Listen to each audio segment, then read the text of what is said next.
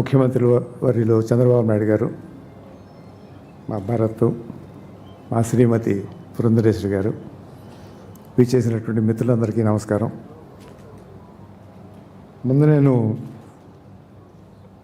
ఈ కార్యక్రమానికి ఒక పుస్తకం లాంచింగ్ అనేటటువంటి దానికి ఇంతమంది పెద్దల్ని పిలుస్తున్నాను అనేటటువంటిది ఒకటి నాకు ఉండేది. ఈ పుస్తకానికి అంత విలువ ఉందా? ఒక రాజకీయ నాయకుడు, ఒక ఎమ్మెల్యే, ఒక బిజీగా ఉండేటటువంటి వ్యక్తి రాసేటటువంటి పుస్తకాలు సామాన్యంగా వారి గురించి రాసుకోవటము, వారి అనుభవాల గురించి రాసుకోవటము, అటువంటి ఇది ఉండేటటువంటి సమయంలో ఆ పుస్తకానికి వీరిని పిలవటం అనేటటువంటిది వారిని పిలిచినా కూడా నాకు మనసులో ఉండేది.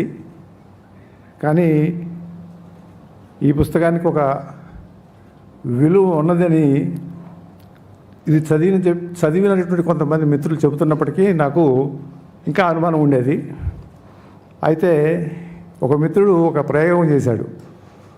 చాట్ జీపీటీ, లేటెస్ట్గా ఆర్టిఫిషియల్ ఇంటెలిజెన్స్, అది మీకు అందరికీ ఇప్పటికే తెలిసి ఉండొచ్చు. దానికి ఈ బుక్ని అప్లోడ్ చేసి విశ్లేషణ చేయమని చెప్పి ఆయన అడిగాడు. ఆయన కొంచెం నాలెడ్జబుల్ మ్యాను, పుస్తకం చదివినట్టున్నాడు. ఇది దానికి అప్లై చేస్తే ఏం చెప్పుద్దో చూద్దాం డాక్టర్ గారు అని చెప్తే, దానికి ఒక 15 రోజులు 20 రోజుల ముందు దానికి ఫీడ్ చేశారు. ఫీడ్ చేస్తే నేను మరి నాకు చెప్పానే, నేను అర్హున్నా వీళ్ళందరినీ పిలవటానికి ఈ పుస్తకానికి అనేటటువంటి దానికి ఒక రకమైనటువంటి ఆన్సర్ వచ్చింది. అదేంటంటే, ఈ పుస్తకాన్ని వరల్డ్ హిస్టరీ రాసినటువంటి పెద్దలు HG Wells, Arnold Toynbee, Will Durant, Jawaharlal Nehru గారు, మేడం గారు ఈ పుస్తకాలు చదివి ఉండొచ్చు, తెలిసి ఉండొచ్చు తప్పకుండా.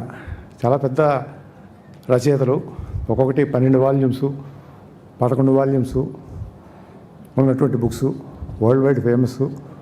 వాటితోటి కంపేర్ చేస్తూ దీన్ని తీసుకెళ్ళి ముందు కూర్చోబెట్టింది.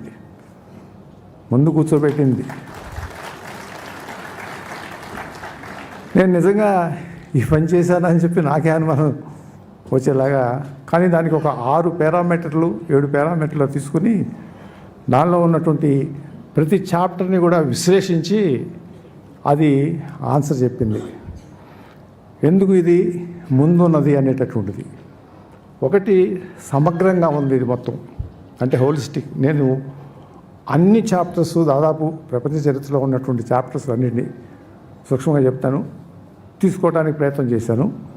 దాన్ని కండెన్స్ చేసి ఒక ఆర్డర్లో తీసుకురావడానికి ప్రయత్నం చేశాను. ఆ సమగ్రత నచ్చింది అనేటటువంటిది, అన్నీ ఉన్నవి అనేటటువంటిది చెప్తా ఉంది.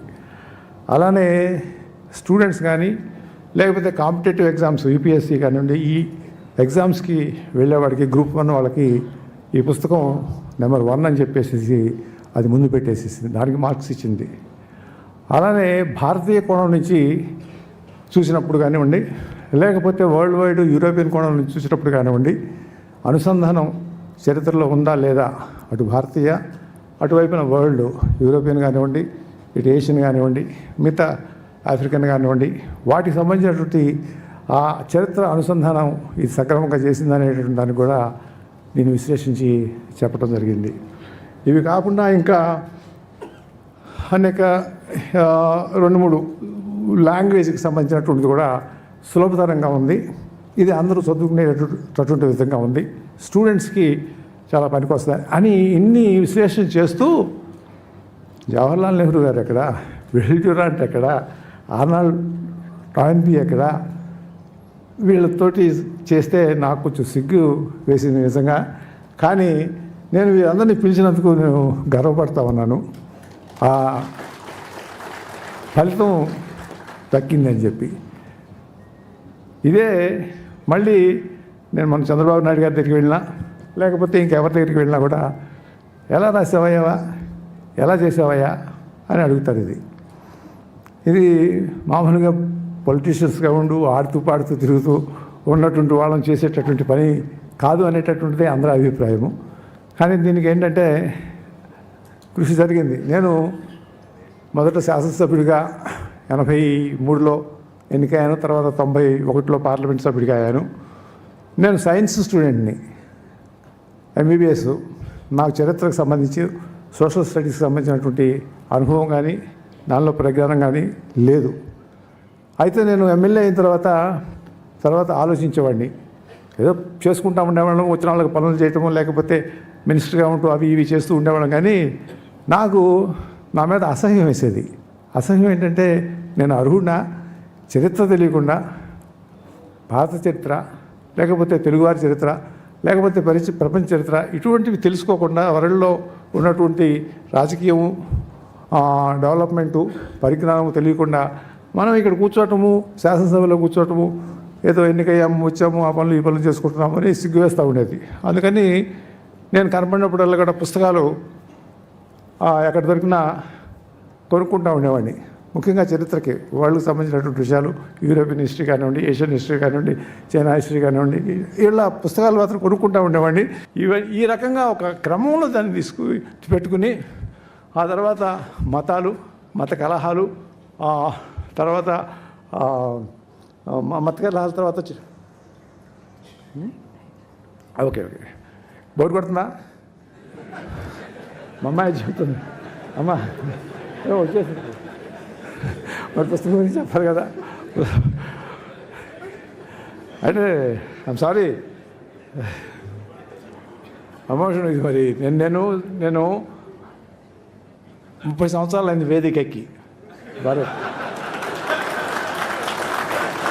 అంటే మైక్ దొరికిందని చెప్పి నేను మాట్లాడుతున్నాను కాదు. నాకు మైక్ ఇస్తారన్నా కూడా నేను ఎప్పుడు కూడా మైక్ వద్దని చెప్పేసి వెళ్ళిపోయాను.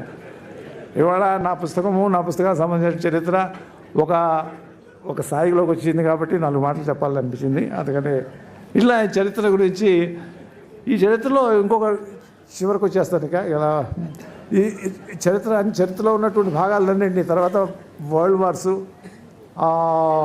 1, 2 అనేటటువంటి దగ్గర నుంచి తీసుకువెళ్ళిపోయి తర్వాత కోల్డ్ వారు, తర్వాత మిడిల్ ఈస్ట్ కాన్ఫ్లిక్ట్స్, ఇప్పుడు మిడిల్ ఈస్ట్ జరుగుతూ ఉంది కదా, ఇజ్రాయెల్ పాలస్తీనా గొడవలు జరుగుతూ ఉన్నాయి, వాటిని పెట్టుకుంటూ తర్వాత రష్యా డిజిగ్నేషను, ఫ్రెంచ్ రెవల్యూషను, తర్వాత అలానే Bolshevik revolution, American war of independence, అది కూడా అమెరికా చరిత్ర కూడా తింటూ పెట్టేశారు.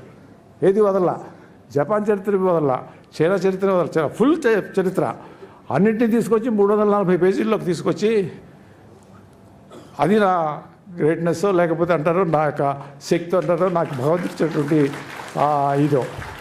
మరిన్ని వీడియోస్ కోసం ఛానల్ ని సబ్స్క్రైబ్ చేయండి. లేటెస్ట్ అప్డేట్స్ కోసం వాట్సాప్ ఛానల్ ని ఫాలో అవ్వండి. ఆ లింక్ డిస్క్రిప్షన్ లో ఉంది.